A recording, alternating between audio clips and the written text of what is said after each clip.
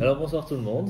Ce soir on va parler l'Ikouté Torah Parashat Ki Tetsé et on a mis dans le titre comment peut-on réussir à faire pour transformer une malédiction en bénédiction.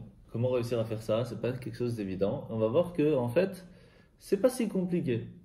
On va voir comment. En fait, d'abord à quel moment on voit qu'Hachem a fait ça pour la première fois? C'était au moment de Bilam. Bilam, c'est un prophète non juif qui est venu au monde tout simplement parce que les anges des autres nations étaient assez jaloux que Dieu ait mis Moshe dans le monde. Étant donné que Moshe avait un niveau spirituel extraordinaire, les anges des autres nations ils disent mais c'est normal que le peuple juif suit ta volonté. T'as vu qui tu leur donnes? Si nous on avait quelqu'un comme Moshe, c'est sûr qu'on aurait fait aussi très bien. Qu'est-ce qu'il a fait? Il a dit tu veux? Tu vas voir. Et il a donné quelqu'un qui avait entre guillemets la même force que Moshe, mais dans les autres nations. Il s'appelait donc Bilam et il parlait avec Dieu. Mais vraiment. Sauf que, à la place d'utiliser son potentiel pour aider ses semblables, pour aider le peuple, pour aider l'humanité, qu'est-ce qu'il a fait? Il a utilisé ses dons pour gagner un maximum d'argent et pour profiter un maximum de la vie. Et donc il n'a pas fait ce que Moshe a fait. Donc on voit bien que ce n'est pas le potentiel d'une personne qui va en fin de compte lui donner son résultat, mais c'est les choix que la personne va faire avec son potentiel qui va changer le résultat. Et les choix ne sont pas toujours évidents. C'est ça un petit peu le travail. Et plus ce potentiel est grand, plus le travail est difficile, et automatiquement le résultat peut changer aussi, et d'un côté et de l'autre. Qu'est-ce qui va se passer? Il va se passer que Balak, qui était le roi de Moab, va vouloir à un certain moment après la sortie d'Égypte, où on n'était pas loin d'Israël, va vouloir essayer de combattre le peuple juif. Pourquoi? Tout simplement parce qu'il va se dire, on a un gros problème. Ce gros problème c'est quoi? C'est que le peuple juif arrive en Israël et il va venir et il va tout prendre. C'était prévu, ils ont fait passer le message, on arrive, on prend notre terre. Et eux, ils se sont dit, mais ils vont venir chez nous, ils vont nous combattre, ils vont prendre notre terre. Sauf que eux, on leur avait rien dit, puisque c'était pas prévu qu'on prenne Moab. Puisque ça, ce sera que quand tu auras Mashiach, toute la partie jordanienne, c'est pas pour maintenant. Donc, on n'avait rien contre eux. Mais il a eu quand même très peur, il a fait passer cette peur à son peuple, et il va voir, on va parler un peu plus tard qu'en fait c'est un grand sorcier, et il va voir que pour pouvoir réussir à taper le peuple juif, il fallait quelqu'un qui soit un petit peu de la même force. Et il y avait donc Bilam. Bilam, qu'est-ce qu'il faisait pour gagner de l'argent? Lorsqu'il disait une malédiction sur un peuple, il était foutu. Et donc les gens, les rois, payaient Bilam pour maudire un peuple vers lequel ils étaient en guerre, et c'est comme ça qu'ils gagnaient. Et il était donc très riche. Qu'est-ce qu'il va faire Balak? Il va envoyer des émissaires chez Bilam en lui disant « Viens s'il te plaît maudire le peuple juif, et je te paierai vraiment rubis sur ongle. » Sauf qu'il va répondre, ça c'est plus compliqué. Parce que je ne peux en fin de compte faire que ce que Dieu me laisse faire. Je ne peux pas faire contre lui. Il parlait avec Dieu, donc ce n'est pas quelqu'un qui faisait un faux prophète. C'était un vrai prophète, mais non juif. Et en fin de compte, Dieu va lui dire, tu ne peux pas aller. Une fois, deux fois, trois fois. À la fin, il va dire, bon, j'y vais quand même. Et il y a toute une histoire sur le tas, en fin de compte avec son ânesse qui va parler, enfin je ne rentre pas dans le détail. Il va arriver devant les endroits stratégiques qu'on va parler, et il va essayer de dire des malédictions, et qu'est-ce qui va se passer? Là c'est différent. C'est écrit, Vayafor Hashem et klala le bracha, Dieu va transformer la malédiction en bénédiction, et tout ce qui va sortir de sa bouche va être des bénédictions. C'est fou. C'est extraordinaire. La transformation qu'Hachem va faire, que Bilam ne va pas pouvoir dire des malédictions, mais ne va dire que des bénédictions. Et à ce moment-là, il y a une phrase qui est assez intéressante. D'abord, on voit c'est écrit Velo Shama. Il n'a pas voulu écouter. Dieu n'a pas voulu écouter Bilam. Il n'a pas voulu écouter. Alors, pourquoi il a besoin d'écouter? Qui c'est Bilam pour Dieu? Parce qu'il a tellement. Est-ce que Bilam avait sorti des paroles qui étaient tellement intéressantes qu'il fallait obligatoirement que Dieu l'écoute? Deuxième chose, c'est écrit qu'il a changé la malédiction en bénédiction. Mais c'est pas ce qui s'est passé. C'est pas comme si Bilam il a dit une malédiction et qu'en fait Dieu va envoyer une bénédiction à la place. Non. Il va faire que ce qui va sortir de sa bouche sera une bénédiction. Donc il n'y a pas eu de transformation en fin de compte. Transformer, c'est quand il y a quelque chose qui est déjà existant. et à ce moment-là, le changer. Mais là, il n'a même pas dit. Il voulait, mais il l'a même pas dit. Donc pourquoi on dit qu'il a transformé? On parle, le texte même de la Torah, Vayahafoch, il a transformé, il a changé. Donc, on apprend une chose qui, en fin de compte, n'est pas exacte dans l'histoire. Qu'est-ce qui s'est passé? D'abord, il faut essayer de comprendre qu'on est maintenant pendant le mois de Elul et qu'on sonne du shofar. Et qu'à Rosh Hashanah, encore plus précisément, on sonne du shofar. Et vous savez que la veille de Rosh Hashanah, on ne sonne pas du shofar. Pour rappeler pourquoi? Parce qu'il y a le Satan qui est là avec son sac, avec toutes les bêtises, et on essaye de lui tourner la tête jusqu'à qu'il n'arrive pas à savoir c'est quand le jour de Rosh Hashanah, et donc il va oublier, il va pas réussir. Et on va lui faire peur, et il va se dire quoi? Et ben non, ils sonnent plus déjà la veille, ça veut dire qu'ils sont prêts, ils ont plus besoin de demander pardon. Alors quoi, je vais amener le sac devant Dieu, et à chaque fois il va me dire ça, il a déjà demandé pardon ça, et je vais me faire allumer, c'est pas possible.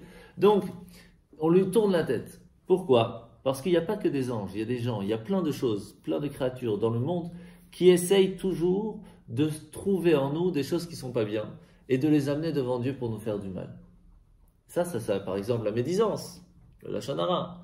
Ou alors quelqu'un qui parle sur un autre, ou alors les anges même là-haut qui disent, t'as vu, lui il a fait ci, lui il a fait ça. Donc il y a tout le temps ce qu'on appelle en hébreu des mekatrégim, des gens qui viennent, l'avocat du diable, qui essayent de nous embêter. On sonne du shofar, le fait même de sonner le shofar, ça leur tourne la tête et ils n'arrivent pas à faire ça. Comment s'appelle cette force de mekatrég, cette force d'avocat du diable qui essaye de nous embêter? On appelle ça la force de Bilam. Ça a le nom de cette personne qui a essayé de faire. Pourquoi? Parce que Bilam a essayé de rechercher au fond de nous, au fond de lui, au fond de tout ce qu'il pouvait, au plus profond, comment nous faire du mal. Il s'est mis en direction de la montagne où il y avait le veau d'or pour rappeler à Dieu, tu peux leur faire du mal, t'as vu ce qu'ils t'ont fait. Il a essayé de se mettre dans les points stratégiques où même dans le futur on va fauter. Pour vous dire jusqu'où il est parti, juste pour dire à Hachem, tu sais plus tard ici ils vont fauter, rien que par cette faute tu peux leur faire du mal. Et en fin de compte, rien à faire. Vélo, Shama, Elav. Il n'a pas voulu écouter. Pourquoi ça veut dire quoi il n'a pas voulu écouter? C'est-à-dire que c'est vrai que Bilam a fait sortir des mots, fait sortir un certain sens dans la stratégie qu'il a fait pour essayer de nous faire du mal, pour essayer de parler du mal sur nous. Mais il n'a pas voulu écouter, même s'il y avait des choses vraies, il a fait comme s'il ne les a pas entendues. Comme s'il n'a pas vu. Ça, c'est la force qu'Hachem a voulu à ce moment-là. On ne parle même pas encore de transformation, on parle d'ici c'est au-delà. Il n'a même pas voulu écouter, savoir ce que Bilam avait à dire sur nous, et automatiquement, il a fait qu'il n'y a que des bénédictions. C'est très fort comme bracha, c'est très fort comme bénédiction qui s'est passée là. Qu'est-ce qui s'est passé?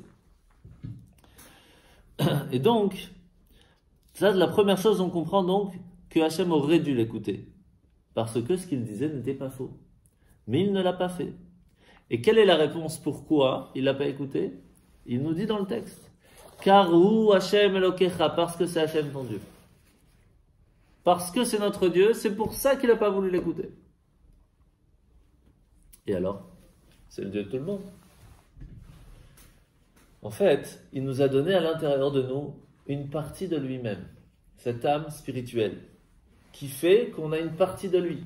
Et comme quand quelqu'un, il fait soi-même une bêtise, il se trouve pour soi-même plus facilement une excuse, au point que quand quelqu'un lui dit, t'as vu, t'as fait ça, même pas je t'écoute, je sais très bien ce que je fais, j'ai pas besoin qu'on me dise.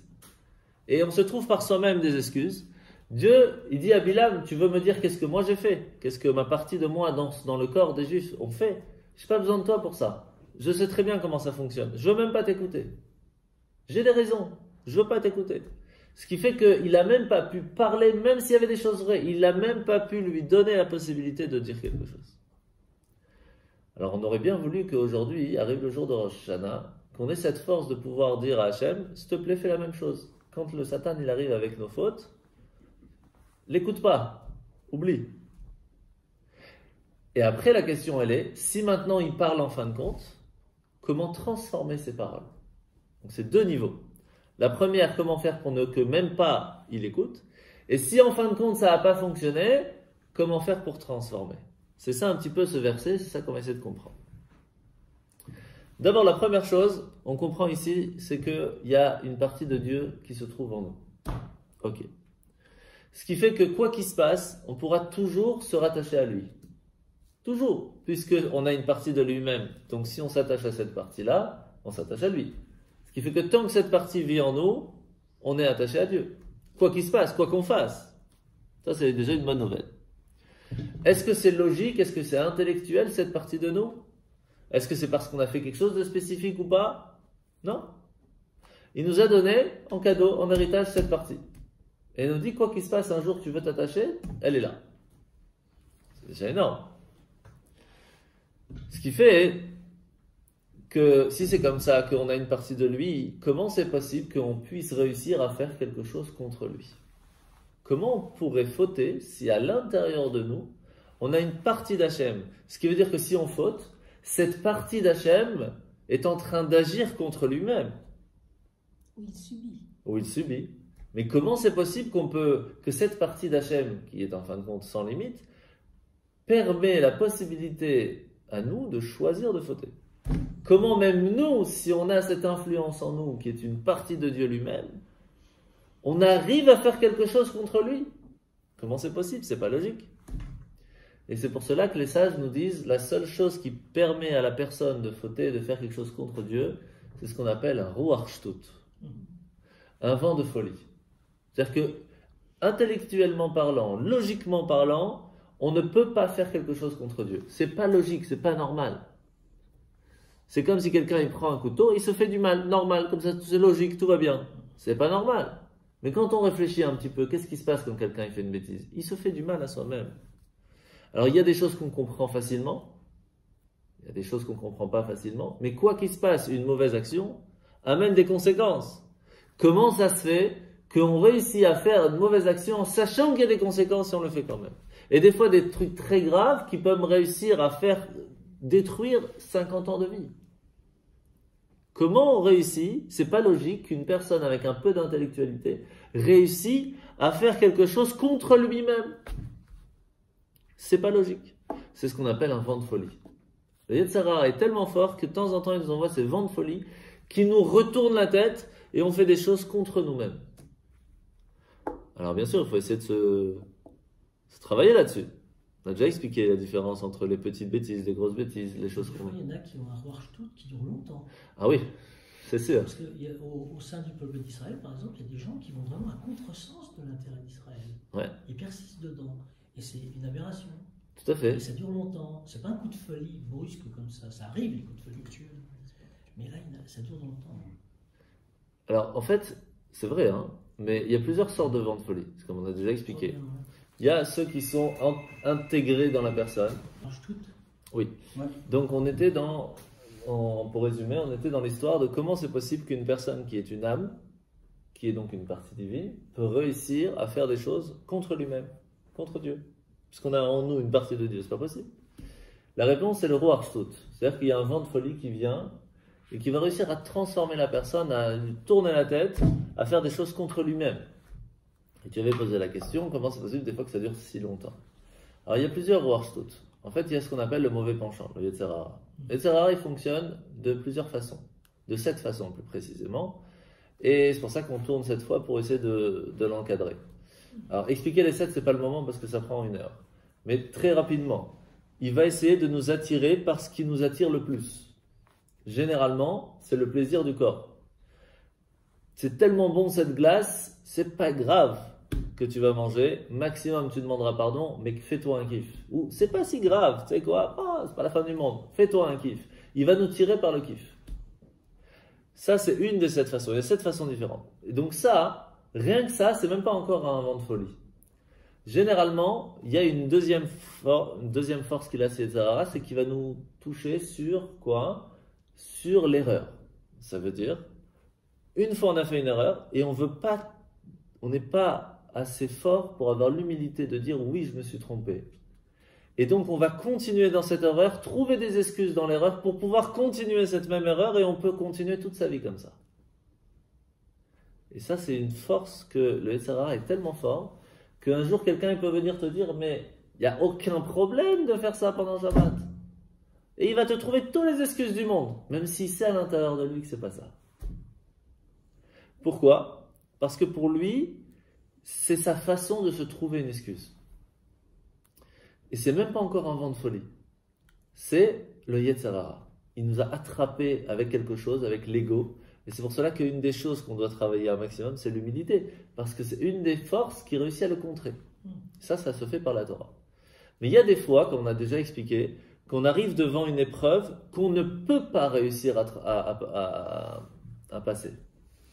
Ça, c'est un vent de folie. C'est comme par exemple quelqu'un qui est alcoolique, on avait déjà ramené ce cas, qui essaye vraiment d'arrêter. Et il y a un moment, il a un vent de folie, c'est quoi? C'est qu'il se dit, je vais aller au bar, mais je vais pas boire. C'est pas intelligent. Ne te mets pas l'épreuve devant toi alors que tu sais que pour l'instant, tu n'as pas la force. Et là, c'est le vent de folie. Parce que tu n'as pas la force. Donc, ne va pas devant. Et ce vent de folie peut arriver à tout moment. Comment se protéger? Plus on va gagner contre son Yetzer Hara, plus on essaye de travailler sur cette partie-là. Donc, on essaye de cadrer l'histoire pour essayer de faire ce qu'il faut le mieux possible. Moins ce vent de folie a la possibilité de venir. Et même s'il vient, on est tellement habitué à se battre que même si on n'arrive pas à tenir totalement, on tient, ce qui nous permet de réussir à ne pas tomber parce que c'est un vent. Un vent ne reste pas longtemps. Donc ce vent de folie que tu me dis qu'il passe toute la vie, non, c'est pas un vent de folie. Le vent de folie, c'est ce qui a commencé, qui est tombé dans l'erreur. Mais la personne, à cause de son ego, n'arrive pas à en sortir. Et c'est ça le cercle vicieux. Maintenant qu'on a compris ça, on comprend que puisqu'on a en nous une partie divine, c'est pour cela que des fois, même des petites choses, on est prêt à se laisser tuer pour ne pas le faire. Généralement, il n'y a que 3 choses qu'on doit se laisser tuer si on nous oblige. Ne pas tuer une autre personne, ne pas avoir une relation interdite et ne pas se prosterner devant une idole. Ça, c'est les 3 de base. Comment ça se fait alors qu'au temps de Hanouka, au temps des Grecs, on obligeait les gens qui ne faisaient pas spécialement la religion, on disait « mange pas cachère » et ils se laissaient tuer. Ou même dans la Deuxième Guerre mondiale, ce pharmacien très connu qui était contre la religion, tout ce que vous voulez, et pourtant, le jour où les nazis sont venus et qu'ils ont pris tout le monde, il est sorti de sa pharmacie et dit « moi aussi je suis juif ». Et il s'est fait tuer. Comment c'est sorti de sa tête pour dire « moi aussi je fais partie du peuple juif, même si je fais rien, je fais partie ». C'est pas logique. Parce qu'à l'intérieur de nous, il y a ça. C'est comme à chaque fois en Israël, quand il y a des bombes qui tombent, eh ben, combien d'histoires il y a, ils sont dans les bunkers, et il y a une bombe qui tombe pas très loin, et tout le monde, religieux, pas religieux, avec qui passe, sans qui passe, que vous voulez, tout le monde ensemble, Shema Israël, Hashem Elokeinu, Hashem Echad. Makara. Tu te réveilles, ça fait 50 ans, tu n'as jamais ouvert un livre, tu n'es jamais venu à la Sina, tu n'as jamais mis les teufs, tu te réveilles, Shema Israël, Makara. C'est en nous. C'est en nous. Donc on comprend qu'en fait, ici le travail n'est même pas de créer en nous cet amour vers Dieu, puisqu'il est déjà présent. Ce qu'on doit faire, c'est simplement le dévoiler. Donc déjà, le travail est tout à fait différent. Quelqu'un, on lui dit à un enfant, tu as déjà appris ça, tu as déjà réussi à faire ce calcul. Maintenant, tu es fatigué, maintenant, tu n'as pas envie. Tout ce que tu as à faire, c'est pas de comprendre le calcul et d'apprendre quelque chose de nouveau. Tu l'as déjà fait. Juste, enlève tes blocages et fais-le. Tes blocages, ça peut être la télé, ça peut être les bandes dessinées, ça peut être tellement de choses autour. Tu les enlèves, tu réussis. Des fois, ça peut être le stress ou autre. Là, c'est la même chose. En nous, on a cette volonté, cet amour d'aller vers Dieu. Mais il y a des blocages. Ces blocages sont faits à cause de nos fautes. Et si on réussit à enlever ces blocages, ça se dévoile. Ce n'est pas un si grand travail. Maintenant, comment on comprend ça? En fait, c'est marqué, on l'a déjà ramené souvent, c'est marqué cette phrase qui ner Hashem nishmat Adam. La lumière d'Hachem, c'est l'âme de l'homme. Pourquoi on compare ça à la lumière, à la flamme? Parce que la flamme, elle monte tout le temps. C'est la même chose. En nous, on a cette flamme qui a tout le temps envie de s'approcher de Dieu. Tout le temps. Mais, bien sûr, si on ne laisse pas respirer la flamme, elle ne respire pas, elle s'éteint. Heureusement, chez nous, elle ne s'éteint pas, mais elle n'arrive pas. Ou alors, elle n'a même pas de quoi brûler. Elle n'a pas d'huile, il n'y a que la mèche. La mèche, elle dure un petit moment, après c'est fini. Donc, il faut lui donner de l'huile. Ça, on avait déjà parlé, ce sont les mitzvot, les bonnes actions. Et il faut lui donner de l'oxygène. Il faut essayer de ne pas mettre trop de choses qui ne sont pas bien autour, qui ne lui permettent pas de respirer et donc n'arrivent pas à brûler. Et donc, comment faire?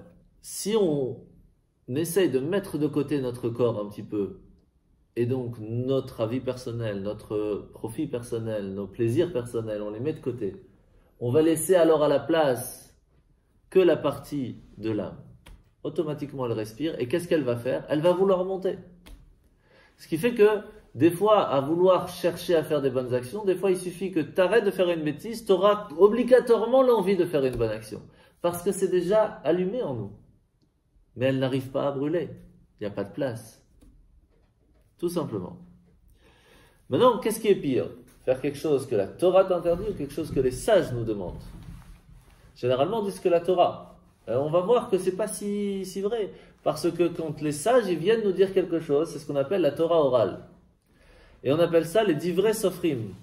Pourquoi on n'appelle pas ça les divrei chachamim, les paroles de nos sages? On appelle ça les divrei sofrim. Les paroles du sofer, de celui qui a écrit. Pas du sefer, pas du livre, mais de celui qui a écrit le livre. Pourquoi? Parce que la Torah, c'est marqué, c'est le sefer, c'est le livre. Mais le sofer, c'est celui qui va faire comprendre ce qui a marqué dans le livre. C'est lui qui a écrit. La chachamim, le sage, nous permet de comprendre ce qu'Hachem nous explique. Parce que c'est pas clair. Ce qui fait que c'est encore plus grave parce que ça va vraiment nous expliquer. On va carrément aller contre celui qui a écrit. C'est encore plus grave. Et donc, il faut faire attention à étudier aussi cette partie orale de la Torah. Et ça, c'est quoi? C'est toutes les parties des lois. C'est-à-dire connaître l'histoire, c'est déjà super. Mais aller voir les lois, les compréhensions des lois, de pourquoi on peut pas. Ça, c'est la partie qui va nous permettre de débloquer. Maintenant, on a dit que Dieu se trouve en nous. Ok. Comment s'appelle Dieu? Il y a plein de noms. Dieu en soi n'a pas de nom. Mais Dieu en règle générale, on dit c'est Yud, après il y a le He, après il y a le Vav, après il y a le He. On a déjà expliqué plusieurs fois, donc on ne va pas trop rentrer dans le détail. Mais c'est important de comprendre une chose de base. Sur le Yud, d'accord? Un Yud c'est quoi? C'est un carré. Il y a un pied à droite qui fait que c'est un Yud. Il y a un petit tag en haut, ce qu'on appelle un kotz, qui monte. Et il y a un petit à gauche qui descend. Le haut, celui du haut, c'est ce qu'on appelle le kotz de la chorma. Le kotz du Keter. C'est vraiment la couronne de Dieu, c'est de là que tout vient. Le Yud, c'est la chorma. C'est-à-dire quoi c'est la chorma? C'est la pointe de la compréhension des choses, la pointe de l'intelligence. Mais c'est qu'une pointe. C'est comme quand quelqu'un y réfléchit, il essaye de comprendre quelque chose, il dit j'ai compris, mais j'ai pas encore compris. J'ai compris, mais j'ai pas développé. Mais j'ai compris, j'ai chopé le truc, mais j'ai pas encore développé ça en moi. Et là, il faut pas le lâcher, parce que si on le lâche, c'est fini, il va le retrouver. Cette chorma, c'est cette pointe. Cette pointe, c'est le début, la base de tout. Mais ce petit kotz, ce petit truc en haut là, ce petit tag qui attache cette chorma en haut, ça c'est la lumière divine qui va s'intégrer dans cette chorma. Ce niveau-là, c'est ce qu'on appelle Ahava Mesuteret. L'amour caché qu'on a en nous. C'est ce petit bout-là qui se trouve en chacun de nous. Ce petit bout est tout petit. C'est pas logique. Il n'est pas compréhensible. Mais il est présent. Et quoi qu'il se passe, ce petit bout-là réussira à nous faire sortir partout où on a. Partout où on sera, ce petit bout-là, il n'est pas logique. Il est attaché à Dieu lui-même. C'est une partie de Dieu, c'est sans limite. C'est pas logique, c'est pas parce qu'on a compris, qu'on n'a pas compris, qu'on a fait, qu'on n'a pas fait. Un jour, il va se réveiller. Et il nous dit, il y a un truc qui va pas, réveille-toi. C'est pas bon. Ou alors, il nous dit, vas-y, fonce, fais quelque chose de bien. On se relève un matin, j'ai envie de mettre les tefs ce matin. Makara. Ça fait 50 ans que tu n'as jamais fait. Makara. Non, c'est différent. Ce petit code s'est réveillé. Il y a eu un peu d'oxygène qui est rentré, on ne sait pas d'où. Tac, il s'est réveillé. Et il nous réveille. Et il nous bouge. Mais si on ne fait pas de place vite, si on ne l'attrape pas vite, il part vite. Ce qu'on appelle un réveil du haut. Mais ce réveil du haut est très fort, parce qu'il n'a pas de limite. Donc, en chacun de nous, on a les 4 lettres du nom de Dieu. On a ce petit code, comme on a expliqué, donc c'est cet amour caché. On a le Yud. Le Yud, comme on a expliqué, c'est la Chorma. Donc c'est vraiment la base de l'intelligence, la base de la compréhension, mais c'est que la base. Donc il n'y a encore rien de clair. C'est pour cela que Chorma, en fait, c'est les lettres de Koach, la force, Ma. De quoi? C'est-à-dire qu'on a la force de poser la question quoi? Mais on n'a pas encore la réponse. On a la question, c'est déjà pas mal. C'est comme quelqu'un qui dit, moi j'ai appris la rabbanout, pas pour vraiment pouvoir donner une réponse, mais pour au moins savoir quoi poser comme question. C'est déjà pas mal. Parce que quand on arrive et qu'on veut manger à la maison, les soucis peuvent arriver très vite. Qu'est-ce qui nous permet de pouvoir savoir au moins quoi poser comme question si on a étudié? Si on n'a même pas étudié, on ne sait même pas qu'il y a une question à se poser. Je ne parle même pas encore d'avoir la réponse, mais au moins savoir quoi poser comme question. Ça, c'est la base. Vraiment la première base. De la même façon que les cheveux sortent de la tête, et pourtant quand on les coupe, ça fait pas mal. Pourquoi? Parce que la différence de contraction depuis la tête jusqu'aux cheveux est tellement grande qu'on ne sent même plus que ça vient de la tête.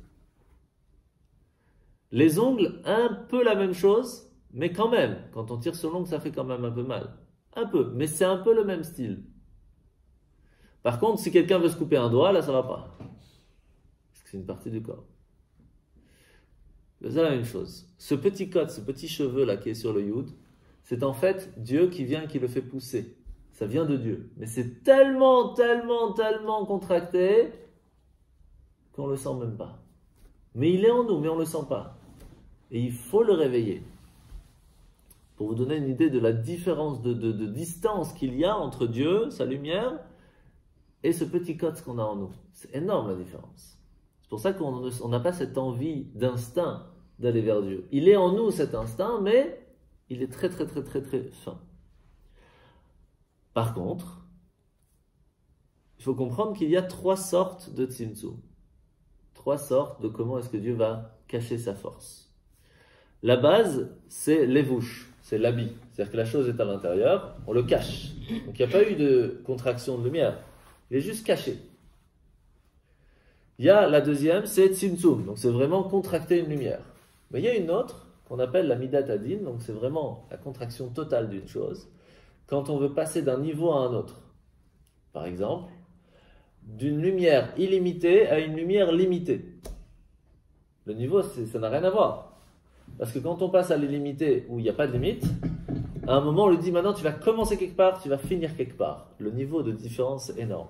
C'est pas comme si je prends quelque chose qui est à 150 000 et je le descends à 2. Il y a une grande différence. Mais c'est pas la même chose entre illimité, et même si je dis 150 millions, ça sera toujours 0 par rapport à lui. Parce qu'il n'y a pas de limite.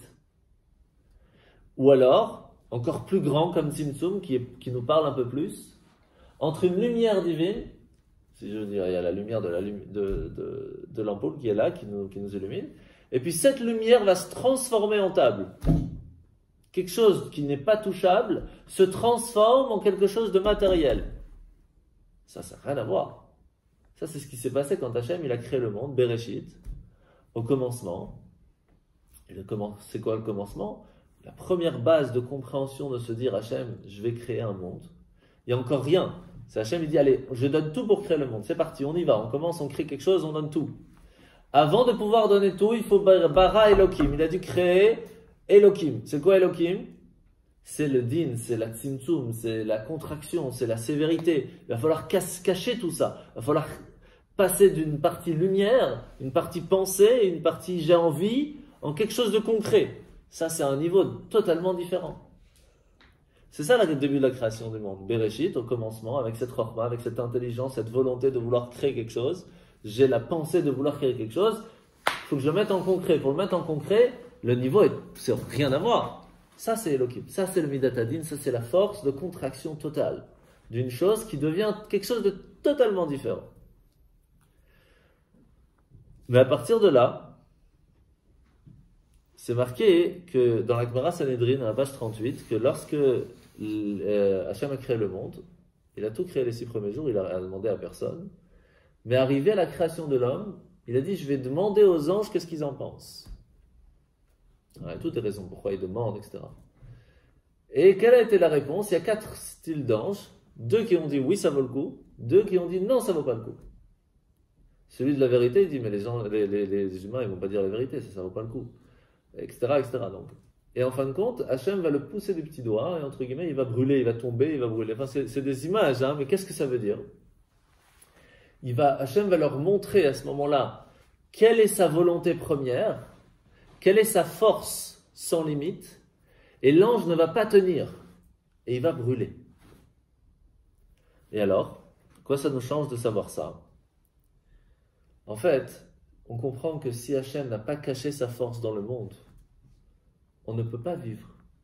De la même façon que dans ce monde, si le soleil était trop proche et qu'il n'y avait pas cette atmosphère qui nous protégeait et qu'il n'y a pas cette protection sur le soleil même, on ne peut pas vivre. Tout brûlerait en moins d'une seconde. Cette protection, ce tzimtzum, cette contraction, c'est Elohim. C'est cette sévérité d'Hachem qui permet de faire qu'on ne ressent pas sa présence. Parce que si on ressentait sa présence, il n'y aurait pas de libre arbitre. Donc il n'y aurait pas de vie. Donc il n'y aurait rien. Vous comprenez la différence? Donc maintenant qu'on a compris que au début c'est vraiment, Hachem a dû contracter sa force pour y mettre juste la première base, la chorma, vraiment la première base. Mais après que Hachem a créé le monde et qu'il a créé cette première base et qu'il a mis tout avec plaisir et qu'il a tout donné avec bonté, à partir de maintenant il faut continuer ça. C'est pas comme si Hachem a créé le monde, maintenant il est prêt, c'est comme si je prends un arbre, je le coupe, j'en fais une table, maintenant la table est là, il faut juste de temps en temps rajouter une vis, mais j'ai pas un besoin tout le temps de retaper sur la table pour qu'elle existe. Par contre, je prends un objet, je le jette en l'air, et à un certain moment il revient. Donc il faut encore que je remette ma force, encore et encore et encore et encore, pour qu'elle reste en l'air. Eh bien le monde, il est en l'air, dans l'espace, tout ce qu'il trouve à l'intérieur ne peut exister que parce que Hachem, à chaque seconde et fraction en millième de seconde, il continue à dire, continue de vivre, continue d'exister, continue d'exister, continue d'exister. Et à un certain moment, peut-être qu'il se fatigue, parce que ça fait quand même presque 6000 ans. Il va se fatiguer ou il ne va pas se fatiguer? Alors il nous dit, sache, au début quand j'ai créé le monde, je l'ai fait avec plaisir. Après j'ai dit à Adam, maintenant ton job va être de me donner l'envie de continuer d'exister le monde. Et si tu ne me donnes pas cette envie, pourquoi tu veux que je continue? Tout le but pourquoi j'ai créé ce monde, c'est pour qu'on puisse dans ce monde de mensonges, dans ce monde de difficultés, faire quelque chose qui est plus spirituel que matériel. Réussir à mettre notre corps de côté pour y faire quelque chose de plus joli. Pas de penser qu'à nous, mais de penser à l'autre. Tant qu'il y a ça, ça vaut le coup que je fasse continuer le monde. S'il n'y a plus ça, ça ne sert à rien que le monde existe. Et c'est ce qui s'est passé au temps du déluge. Les gens s'entretuaient et s'entrevolaient. Hachem dit, mais ça ne sert à rien le monde. Il n'y a que Noir qui fonctionne encore. Lui, il n'a pas tombé dans ce truc. Alors je vais tout détruire, ça ne sert à rien.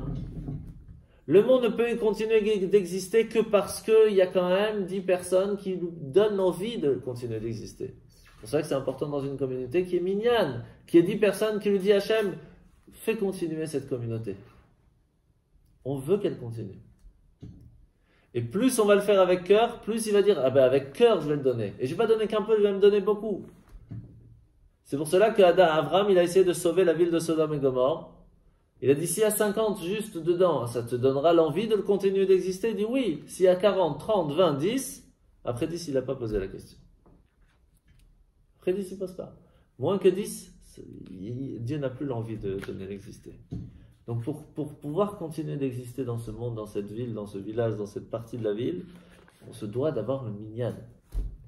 C'est hyper important. Faire partie du minyan, c'est dire je fais partie de ceux qui font laisser encore cette ville exister. Sinon, tsunami. Ce qui s'est passé au temps du déluge. Vous savez que le déluge ne s'est pas fait en un coup.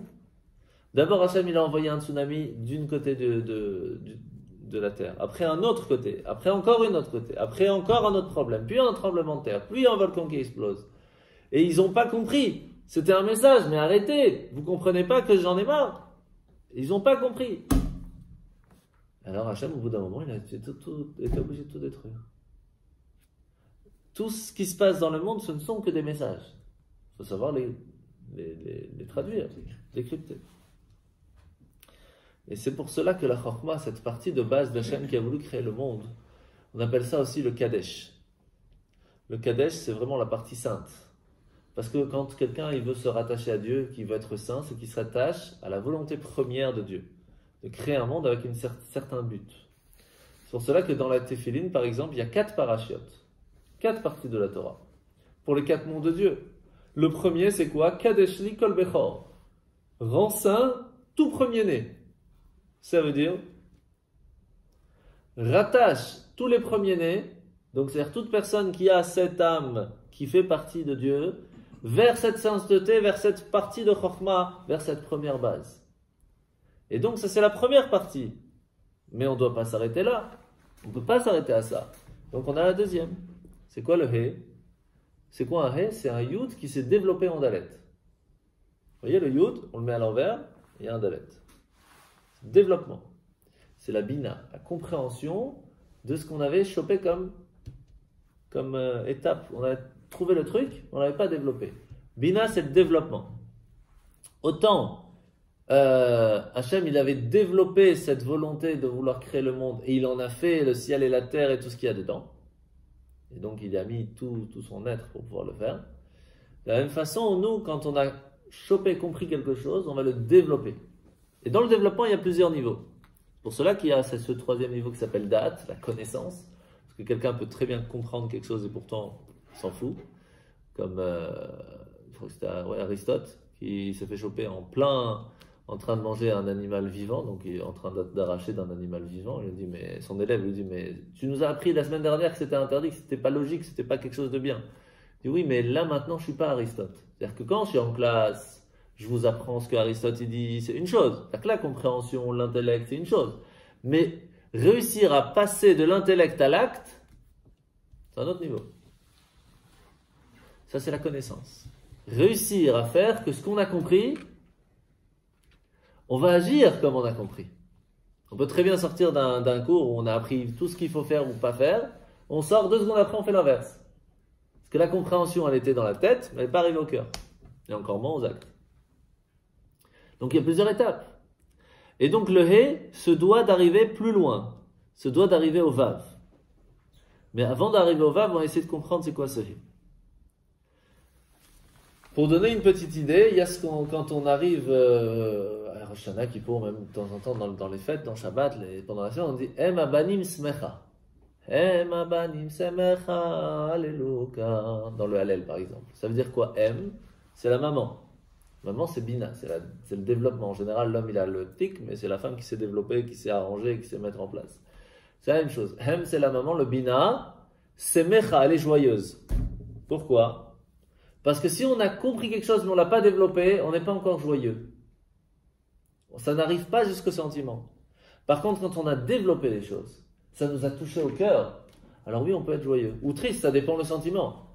Mais en tout cas, ça ne peut arriver au cœur, aux actes, aux sentiments, que si on a développé les choses. Quelqu'un qui te dit, ouais, moi j'ai foi en Dieu, il n'y a pas de problème. Il va peut-être pas du tout faire la Torah avec joie.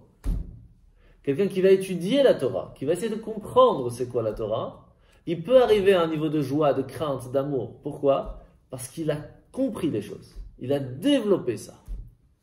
Les deux sont importants.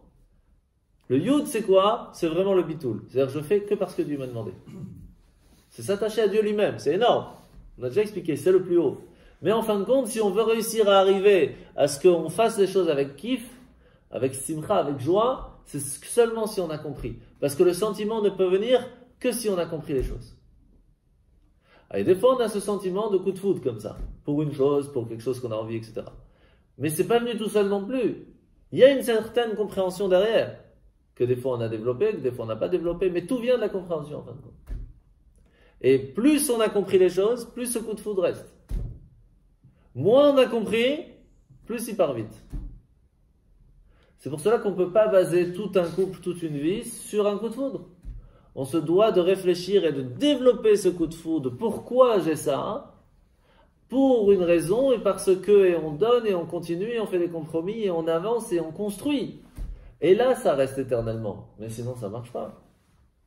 Ça part, ça s'évapore. Parce qu'il n'y a pas de base. Et s'il n'y a pas de base, ça n'avance pas. C'est pour cela que pendant toute la première partie de la prière, ce qu'on appelle les psuké des Imra, on parle toujours du nom d'Hachem, mais on ne parle pas encore d'Hachem lui-même. Ishtabar Shimcha La'ad Malkenu. Comment il est extraordinaire ton nom. C'est quoi un nom? Ça vient simplement dire quelle est la personne, qu'est-ce qu'elle fait la personne. C'est pas la personne elle-même. Comme on dit Hachem, il est chesed, il est gentil. c'est pas Dieu, c'est sa gentillesse qui marche, qui fait fonctionner le monde. Quand on parle dans les Hallelujah, on dit ouais, tu es magnifique, tu nous as aidés, tu nous as donné, tu es ça, et puis de temps en temps tu es dur. Toutes ces parties-là, c'est des noms de Dieu, c'est comment Dieu agit. On ne s'attache pas encore à lui-même. Seulement plus tard, quand on arrive au schéma Israël, là c'est Ve'afta et Hashem Elokecha, tu aimeras Hashem ton Dieu. Là on parle vraiment d'Hashem, on parle vraiment d'Hashem. Ça c'est ce qu'on appelle la Tshuva Ilaha. Réussir à se rattacher au He d'en haut. Tshuva Tataha, la petite Teshuva, c'est réussir à s'attacher au He, mais d'en bas. C'est de quoi d'en haut et d'en bas? Le He d'en haut, c'est le Yud, et puis après il y a le He. C'est le niveau de compréhension d'Hachem. Un niveau très haut. Le He d'en bas, c'est quoi? C'est le Yud Ke, Vav. Et là, il y a le He, le deuxième He d'Hachem. Celui-là, c'est juste la partie de j'ai fait, je fais pas, j'ai compris, je demande pardon. Ça va pas plus loin que ça. Donc, c'est pas le même niveau. Réussir à arriver à une Teshuvah chez Lema Lefanecha, arriver au pardon total devant Dieu. Devant Dieu, ça doit être devant lui. Comme dans la bénédiction du Kohen, Yaher Hashem Panav Elecha. Yaher Hashem Panav. On est devant son visage, on est devant lui. Ça, c'est réussir à s'attacher à Dieu lui-même. On est arrivé au Ré, on s'est rattaché au Yud, on s'est rattaché au Kots, on s'est rattaché à Dieu. Ça, c'est une vraie Teshuvah. Alors, quelles sont les différences? Imaginons qu'on a réussi à faire la première base. Ça veut dire qu'on a réussi à se dire je suis totalement annulé à Dieu. Donc on s'est attaché au Yud. J'ai compris qu'il y a Dieu, je fais ce qu'il me dit. C'est la base, la Chokma. J'ai compris, je ne sais pas encore pourquoi, quand, comment. Je sais qu'il y a Dieu, je fais. C'est énorme. Puis on ne s'arrête pas là. On continue à la compréhension. On va étudier, on essaye de comprendre, etc. C'est le He. En fin de compte, ça ne suffit pas. Le but de la compréhension, c'est quoi? C'est qu'on agit différemment. Donc il faut que ce He arrive au Vav. Le Vav, c'est quoi? C'est la valeur numérique de 6. Et le Vav, il descend comme ça. Parce qu'il arrive et il va descendre dans tout le corps. C'est quoi les 6? Les 6 façons comment on peut se comporter. Avec bonté, sévérité. Les 6 midot. Vous savez, dans les sphirotes, les 6 midot. Le dernier He, ça c'est Malchut. Ça c'est la royauté, c'est celui qui agit. Donc il y a la Torah, la compréhension, il y a le sentiment qu'on va y mettre, et puis il y a l'action. L'action, ça c'est vraiment le dernier. Qu'est-ce qui est le plus important? La semaine dernière, on avait posé la question, qu'est-ce qui est le plus important? Étudier la Torah ou faire l'action? Quelle était la fin? L'action. C'est pas ce qui était marqué. L'étude de la Torah qui amène à l'action. Oui, voilà. Ah oui. Parce que si on fait l'action sans avoir l'étude de la Torah, on n'est que le He. Mais le He, c'est pas un nom de Dieu. Le Vav He, c'est pas un nom de Dieu. He Vav He, c'est pas un nom de Dieu. Yud Ke Vav Ke, c'est un nom de Dieu. Quand est-ce qu'on s'attache à Dieu? Pas si on fait que agir. Pas que si on a le sentiment, quand on va dire moi j'aime Dieu, moi le kiff. Ou j'ai crainte. Non. Il faut ce Yud. Ce Yud, c'est la première base de Bitoul. De dire il y a Dieu, je dois l'écouter. Première base. Par ça, je vais l'aimer. Par ça, je vais l'étudier. Par ça, je vais apprendre la Torah. Comme j'ai appris la Torah, donc ça va dans le sentiment. Puisque ça va dans le sentiment, je vais dans l'action. Quand je fais mon action est attachée à la première base. Et là, on est bon. Donc maintenant, on a compris, pour résumer, ça ne reste pas longtemps, on a compris qu'Hachem, après tout ça, il nous a donné une partie de lui-même en nous. Cette partie, d'accord, ce sont les 4 niveaux. Yud, Ke, Vav, Ke. Ces 4 lettres ont pour fonction de réussir à nous attacher à lui. Grâce à qui? Grâce à quoi? À la Torah et au mitzvot. À l'étude et au commandement. Ça permet de quoi? De dire à Hachem, n'écoute pas Bilam. Pourquoi? Pourquoi tu ne vas pas écouter Bilam? C'est simple. Qu'est-ce qu'il fait Bilam? Il est en train de dire qu'on a fauté. C'est pas vrai, on a fait Teshuvah. Regarde la preuve. On est en train maintenant de tout faire pour apprendre, pour se ressentir et pour faire. Ce qui fait qu'on s'attache à toi et qu'on demande pardon. On fait Teshuv, revenir, He, Teshuv Ha, revenir vers toi, vers le He. Que ce soit le premier ou le deuxième, ça dépend à chacun son niveau. Mais on revient vers toi. Donc là, qu'est-ce qu'il fait Hachem? Tu veux parler des fautes du peuple juif? Mais ils sont revenus déjà. Même pas je t'écoute. Ils ont fait Teshuvah le mois de Elul avant Rosh Hashanah, c'est quoi? La force de la Teshuvah. Ils sont venus, regarde, ils sont au cours, ils sont maintenant ici. Ils sont venus, ils sont à côté de moi, donc ça sert à rien de parler, je t'écoute pas. Pourquoi tu veux que je t'écoute?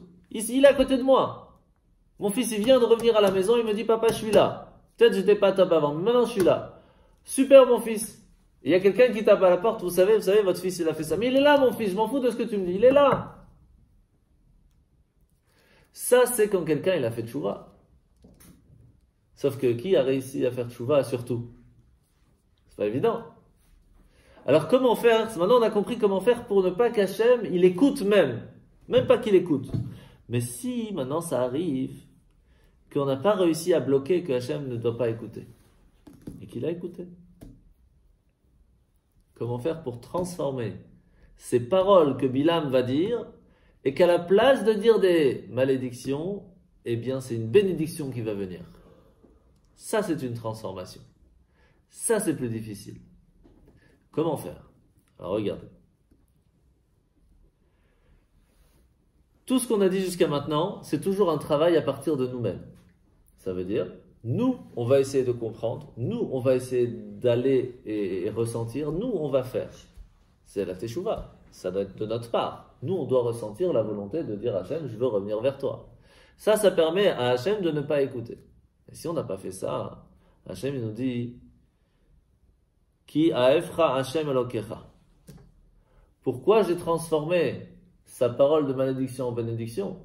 Parce que je suis Hachem ton Dieu qui t'aime. Pas de raison. Parce que je t'aime. C'est énorme. Et comment on peut réveiller cet amour? C'est ça la question. Parce qu'en fait, un tzaddik par exemple, lui, il donne toute son âme, toute sa vie pour Dieu. D'accord? Tout le temps, il fait que bien. Qui est plus grand que le tzaddik? Le Baal Teshuvah. Celui qui demande pardon. Pourquoi? C'est possible ça? Quelqu'un qui a fauté, il va réussir à être mieux celui qui n'a jamais fauté de sa vie. C'est possible? Eh ben ouais. Pourquoi? Parce que quand on arrive au schéma Israël, on le voit tout de suite la différence. Qu'est-ce qu'on dit? On doit aimer son Dieu Bechol Levavecha avec tout son cœur. Donc c'est-à-dire que son bon penchant, mais aussi son mauvais penchant doit aimer Dieu, doit réussir à faire de bonnes actions. Son corps aussi doit avoir l'envie de faire de bonnes actions. C'est pas un niveau facile. Deuxième niveau, Bechol Nafshecha, donner toute son âme. Toute son âme, c'est pour Dieu. C'est tzaddik déjà, c'est le juste total. Et qu'est-ce qu'il y a après? Bechol Meodecha, c'est quoi alors? Qu'est-ce qu'il y a de mieux que toute son âme? De tout ce que tu as, tout ton potentiel, plus même que ton âme. Ça arrive ça, plus que son âme? Faut exagérer déjà, l'âme c'est pas facile, Dieu a plus que mon âme, je vais aller où je vais la trouver cette force? Comment on appelle la force de l'âme qui est plus haute qu'elle-même? Dans l'année, on a 3 niveaux de l'âme qui se réveillent tout le temps. Niveau de l'action, nefesh. C'est pour ça qu'on dit nafshecha, c'est-à-dire qu'on a fait tout ce qu'il fallait. On a la partie de ruach, c'est les sentiments. On a la partie neshama, que généralement on utilise pour parler de l'âme, parce que c'est la partie intellectuelle, c'est-à-dire qu'une personne, pas seulement elle fait les bonnes actions, pas seulement elle a le sentiment d'aider les autres, mais en plus elle étudie la Torah. Le tzaddik, au top, toute son âme. Et puis il y a celui qui va faire chaya yechida. Ah, ça c'est 2 niveaux qui ne sont pas tout le temps utilisés. Le premier, c'est chaya. Chaya, c'est un petit peu cette vitalité, qui est au-delà de la limite de la logique. J'ai pas envie, c'est pas logique maintenant de faire ça, et je fais quand même. C'est pas logique que je travaille pas Shabbat et que je gagne autant, si ce n'est plus. C'est pas logique et je le fais quand même. Jusqu'à maintenant, je n'avais pas réussi.